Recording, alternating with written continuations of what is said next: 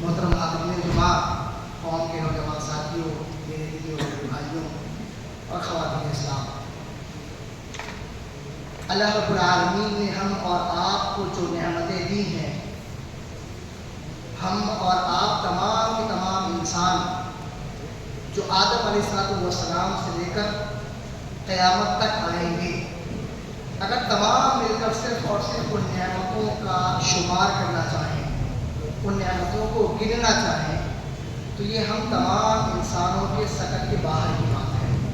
اللہ رب العالمین نے قرآن مجید کے اندر ارشاد فرمایا ہے وَإِن تَعُدُّوا نِعْمَةَ اللَّهِ لَا تُحْصُوهَا، کہ اگر ہم اور آپ مل کر اللہ رب العالمین کی نعمتوں کو گننا چاہیں، شکریہ کا معاملہ دور کا ہے، اگر ہم اور آپ صرف اللہ رب العالمین کی جو اللہ رب العالمین نے ہم پر نعمتیں کی ہیں، ہم کو جو جن نعمتوں سے سرفراز کیا ہے، ان کو گننا ہی چاہیں، تو یہ ہمارے اور آپ کے طاقت کے باہر کی بات ہے۔ دنیا کی سب سے بڑی نعمتوں میں سے انسان کی سب سے بڑی نعمت تو دین اسلام ہے ہم اور آپ کے لیے۔ انسانوں کی نظر میں چاہے وہ مسلم ہو یا غیر مسلم، دنیا کی سب سے بڑی نعمتوں میں سے ایک نعمت اولاد کی نعمت ہے۔ آپ اس بات کو تصور کریے کہ ہر چیز اللہ رب العالمین نے کسی کو دے رکھی ہے، دنیاوی شہرت بھی اس کو حاصل ہے، مال و دولت کی ریل بھی اس کے پاس میں ہے، ہر چیز اللہ رب العالمین نے دی ہو، اگر اولاد سے محروم کر کے رکھا ہو تو آپ اس سے اس کا حال پوچھیں تو وہ بتائے گا کتنی بڑی نعمت اللہ رب العالمین کی ہے جس سے وہ محروم ہے۔ حضرت موسیٰ علیہ السلام کے زمانے میں اگر لیں، فرعون کی بیوی حضرت موسیٰ علیہ السلام نے کو اڈاپٹ کیا، بیوی کے کہنے پر فرعون نے اولاد کی طرح ان کو پالا، ان کی بیوی نے اولاد کی طرح پالا۔ تمام کے تمام انبیاء کو لے لیجیے، حضرت زکریا علیہ السلام کو لے لیجیے، جب مریم علیہ السلام کے پیٹ میں حضرت عیسیٰ علیہ السلام ہوئے، انہوں نے پوچھا کہ کیا معاملہ ہے، تو انہوں نے بتایا کہ ایسا ایسا معاملہ ہے۔ وہ بہت بزرگ ہو گئے تھے، لیکن پھر اللہ رب العالمین کی رحمت سے امید جاری، کیا دعا کی؟ ربنا هب لنا من ازواجنا دعا زکریا ربا قال رب هب لي من لدنك ذرية طیبہ، اے میرے رب اپنی طرف سے مجھے ایک پاک اور نیک جو ہے اولاد عطا فرما۔ یہ وہ نعمت ہے جس کا احساس تمام انبیاء کو تھا۔ حضرت ابراہیم علیہ السلام کو دیکھ لیجیے، قرآن مجید کے اندر ہی ان کی دعا کو اللہ رب العالمین نے ذکر کیا ہے، رب هب لي من الصالحین، اے اللہ رب العالمین نیک صالح اولاد مجھے عطا فرما۔ تو یہ وہ نعمت ہے جو انسان کی نظروں میں دنیا کی سب سے بڑی نعمتوں میں سے ایک نعمت ہے۔ اب جب یہ نعمت ہے تو ہم ایک صورت عام طور سے پڑھتے رہتے ہیں، اور وہ اس صورت کا آخری ٹکڑا، آخری آیت جو ہے وہ یہ ہے ثم لتسألن یومئذ عن النعیم۔ جانتے ہیں لوگ، تقریباً سبھی لوگ اس آیت کو جانتے ہیں۔ اس کا ترجمہ کیا ہے؟ ہم لوگ پڑھتے رہتے ہیں، اس کا ترجمہ کیا ہے؟ ترجمہ یہ کہ ثم پھر لتسألن پوچھا جائے گا، یومئذ اس قیامت کے دن، عن النعیم نعمتوں کے بارے میں۔ جب اللہ رب العالمین نے اور ہماری نظر میں دنیا کی سب سے عظیم نعمتوں میں سے اولاد ایک نعمت ہے، تو ہم اور آپ کو کیا لگتا ہے کہ اولاد کے بارے میں اللہ رب العالمین ہم سے پوچھے گا کہ یہ نعمت ہم نے آپ کو دے دی تھی، اب اس نعمت کو آپ نے کیسے استعمال کیا، اس کو کیا کیا تربیتیں دی، کیا تعلیمات دی آپ نے؟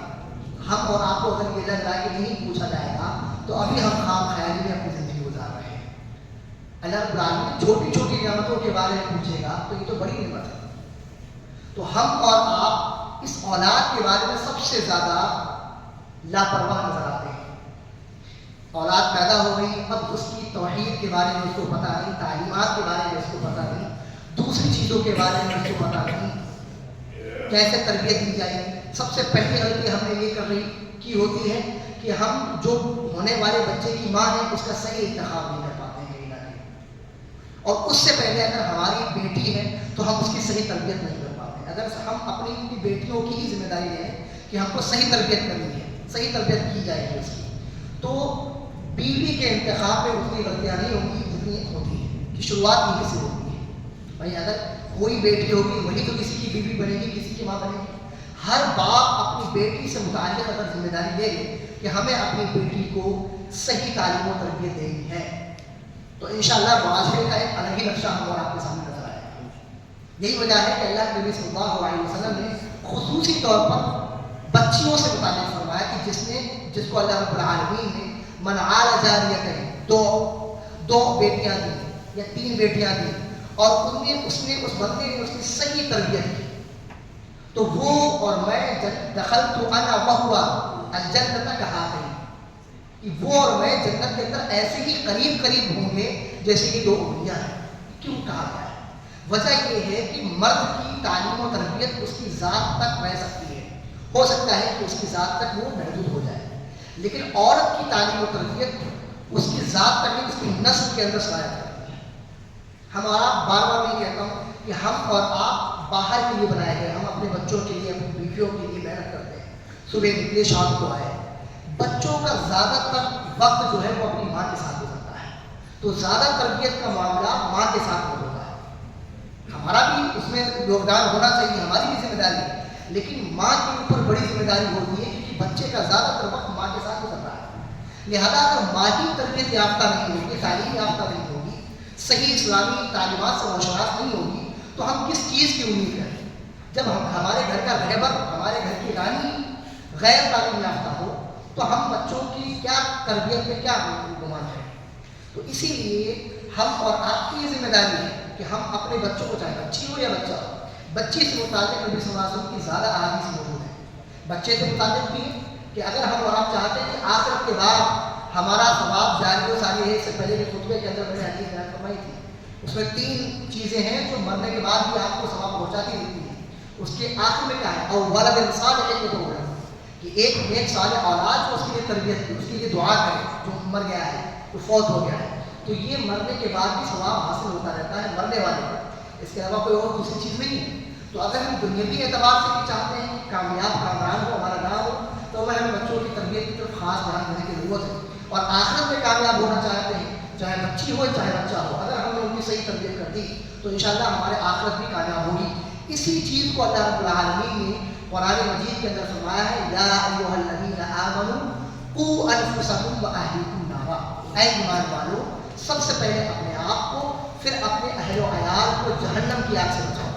جہنم کی آگ سے ہم اور آپ کیسے بچا سکتے ہیں اپنے آپ کو، اپنے اہل و عیال کو؟ کیا اس کا طریقہ ہو سکتا ہے؟ ایسا تو نہیں کہ وہاں کے پڑھ کے کھینچ رہے ہیں، وہ تو ہمارے اعمال، ہماری تعلیمات، ہماری تربیت، ہماری نیکیاں، خیر کے کام، یہ تمام کی تمام چیزیں ہوں گی جو ہم تربیت اپنے بچوں کو دیں گے، جن پر وہ عمل کریں گے.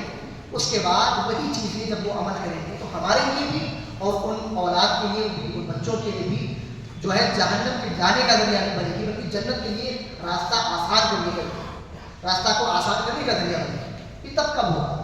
جب ہم اپنے بچوں کی صحیح تعلیم و تربیت کریں، ان کو بتائیں. قرآن مجید کے اندر ایک سورہ لقمان ہے، اس سے پہلے بھی میں نے اشارہ کیا تھا.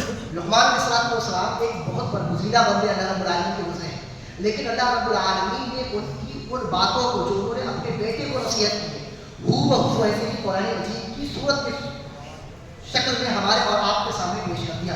اس سے پہلی چیز انہوں نے کیا کی؟ اپنے بچے کو کیا تربیت دی؟ وَإِذْ قَالَ لُقْمَانُ لِابْنِهِ وَهُوَ يَعِظُهُ يَا بُنَيَّ لَا تُشْرِكْ بِاللَّهِ، کہ جب اپنے لقمان علیہ السلام نے اپنے بیٹے کو نصیحت کی تو کیا سب سے پہلی چیز؟ یا بنیا، اے میرے پیارے بیٹے، لا تشرک باللہ، اللہ کے ساتھ کسی کی ذات کو شریک نہیں کرنا ہے. ان الشرک لظلم عظیم، بے شک بہت بڑا ظلم ہے. یہ اللہ رب العالمین کو اتنی چیز اچھی پسند آئی ہے، یہ لقمان علیہ السلام کی نصیحت اتنی پسند آئی کہ اللہ رب العالمین نے قرآن مجید کی سورت پوری اس کے اوپر نازل کی، اور ان کی تعلیمات بے شمار بہت ساری نصیحتیں کی، ان میں سے پہلی نصیحت کی. تو ہم اپنے بچے کو یہ بھی بتائیں کہ اسلام اصل میں ہے کیا، کس چیز کا نام ہے. صرف نام لینے کا نام نہیں ہے. اسلام اگر بہت بڑی، اگر ہم اور آپ کو اس چیز کا شوق ہے اور اس چیز کا ہم دعویٰ کرتے ہیں کہ ہم بہت اچھے مسلمان ہیں، ہمیں اس بات کی خوش بختی ہے کہ اللہ رب العالمین نے ہم کو نبی صلی اللہ علیہ وسلم کی امت کے اندر پیدا فرمایا ہے، تو صرف عہدہ اپلبدھیوں کو نہ گنیں. جب اپلبدھیاں بڑھتی ہیں، ہندی شبد کا استعمال کرنا ہے، اپلبدھیاں بڑھتی ہیں تو آپ کی ذمہ داریاں بھی بڑھ جاتی ہیں. جب آپ کے عہدے بڑے ہوتے ہیں تو آپ کی ذمہ داریاں بڑھتی ہیں، دنیاوی اعتبار سے آپ بھی دیکھیں. تو اگر ہمارے نبی امام الانبیاء ہیں اور ہماری امت تمام امتیوں میں سب سے بہترین ہے، تو ہمارا عہدہ بڑا ہوا کہ نہیں ہوا؟ اب جب عہدہ بڑا ہوا تو آپ کو کیا لگتا ہے کہ ذمہ داریاں کم ہو جائیں گی؟ ذمہ داریاں بھی بڑی ہوں گی۔ تو صرف مسلمان کی اپلبدھی نہیں، یہ تمغہ نہیں ہے، یہ کوئی سرٹیفکیٹ نہیں ہے، مسلمان کی ایک ذمہ داری ہے جو ہم اور آپ کے کاندھوں پر ڈالی گئی ہے، ہم اور آپ اس ذمہ داری کو نبھائیں۔ آخری حدیث کو کر کے میں اپنی بات کو ختم کر رہا ہوں۔ عبداللہ ابن عباس رضی اللہ تعالیٰ عنہ مشہور صحابی رسول ہیں، وہ بیان فرماتے ہیں کہ مرتبہ نبی صلی اللہ علیہ وسلم کی سواری پر میں پیچھے سوار ہوں، دیکھیں نبی صلی اللہ علیہ وسلم بچوں کی تربیت کیسے کر رہے ہیں۔ اولاد کی تربیت کی ہماری ذمہ داری ہے اور ہر ایک سے پوچھا جائے گا اس کے بارے میں۔ عبداللہ ابن عباس رضی اللہ تعالیٰ بیان فرماتے ہیں کہ نبی صلی اللہ علیہ وسلم نے مجھ سے ارشاد فرمایا، یا غلام انی اعلمک بکلمات ینفعک اللہ بہن، کہ میں تم کو چند کلمات سکھا رہا ہوں اے میرے بچے، ان کے ذریعے سے اللہ رب العالمین آپ کو فائدہ پہنچائے گا۔ فرمایا احفظ اللہ یحفظک، کہ تم اللہ رب العالمین کی حفاظت کرو، اللہ تعالیٰ تمہاری حفاظت کرے۔ کیا مطلب؟ اللہ رب العالمین کی تعلیمات پر عمل کرو، ان کے اوپر چلو، تو اللہ رب العالمین بھی آپ کو ایسے بے یار و مددگار کو چھوڑے گا۔ احفظ اللہ تجدہ تجاہک، کہ اللہ رب العالمین کی حفاظت کرو، اس کو یاد رکھو، اور اللہ رب العالمین کے اگر حدود کو تجاوز نہیں کرو گے تو ہر فیلڈ میں اللہ رب العالمین کی مدد آپ کو شامل ہاتھ رہے گی، ملے گی اللہ رب العالمین کی مدد۔ اسی طریقے سے فرمایا اذا سألت فاسأل اللہ، جب تم کوئی چیز کا سوال کرو تو اللہ رب العالمین سے سوال کرو۔ وَإِذَا اسْتَعَنْتَ فَاسْتَعِنْ بِاللَّهِ، جب کسی چیز کی مدد طلب کرو تو اللہ رب العالمین سے طلب کرو۔ آگے کیا فرمایا کہ یہ جان لو کہ اگر تمام لوگ مل کر کے تمہیں کوئی نقصان پہنچانا چاہے اور اللہ رب العالمین نہ چاہے تو یہ تمام لوگ مل کر تمہیں نقصان نہیں پہنچا سکتے، اور تمام لوگ مل کر تمہیں فائدہ پہنچانا چاہے اور اللہ رب العالمین نہ چاہے کہ وہ فائدہ آپ تک پہنچ جائے تو پوری دنیا میں آپ کو کوئی فائدہ ہونے والا نہیں ہے۔ اور لمبی حدیث ہے لیکن میں اپنی بات کو یہیں پہ ختم کر رہا ہوں، یہ بتانے کے لیے کہ اللہ کے نبی صلی اللہ علیہ وسلم کیسے تربیت کیا جاتا ہے بچوں کو، ان کا حق ہے کھیلنا کودنا۔ یہ جو آخری جمعہ ہے، یہ چوتھی نماز آپ کے سامنے پیش کی گئی ہے، اس کے اندر یہ جو خطبہ میں دیتا ہوں اس کے پیچھے میں نے پھر بتایا تھا، میں ابھی بتا رہا ہوں کہ مقصد یہ بھی تھا کہ جو ہمارے بچے اسکول کی وجہ سے پیچھے رہ جاتے ہیں تو ان کو اس جمعے کے اندر لایا جائے۔ ہماری خواتین جو گھروں کے اندر ہیں، جن کی بڑی ذمہ داری ہے کہ وہ تعلیم کو سیکھیں تاکہ وہ ہمارے بچوں کی تربیت صحیح سے کر سکیں، اس کے لیے ہم نے کیا ذمہ داری کی تھی؟ اس مسجد کے دروازے، اور میں آپ کو بتا دوں کہ اس مسجد کی بنیاد جب رکھی گئی تھی آگے کا یعنی اس ٹائم بھی اس بات کا خیال رکھا گیا تھا کہ یہاں پر خواتین کا انتظام کیا جائے گا، تو ہم اور آپ اس کے اوپر آگے بڑھیں۔ اور یہ جو میں آپ کی بات کر رہا ہوں، یہ خواتین کا مسجد میں مانا کوئی نئی چیز نہیں ہے، میں آپ کو بتا دوں، میں نے پورے خطبے اس کے اوپر آپ کے سامنے دیے ہیں۔